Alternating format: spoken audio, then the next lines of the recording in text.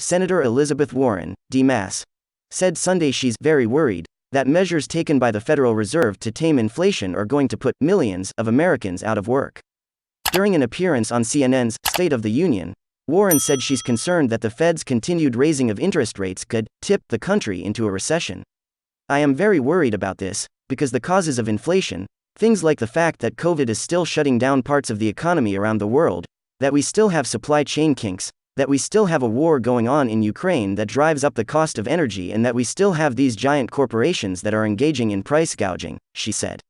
There is nothing in raising the interest rates, nothing in Jerome Powell's tool bag that deals directly with those, and he has admitted as much in congressional hearings when I've asked him about it, she continued. Do you know what's worse than high prices and a strong economy? It's high prices and millions of people out of work.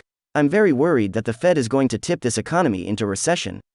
Fed Chairman Jerome Powell on Friday delivered a stark message on the state of the U.S. economy at the annual central bank gathering in Wyoming.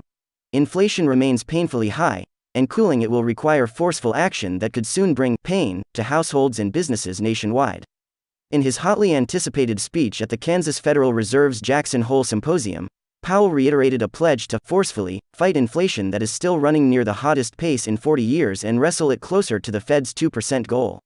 While higher interest rates, slower growth, and softer labor market conditions will bring down inflation, they will also bring some pain to households and businesses, he said. These are the unfortunate costs of reducing inflation. But a failure to restore price stability would mean far greater pain.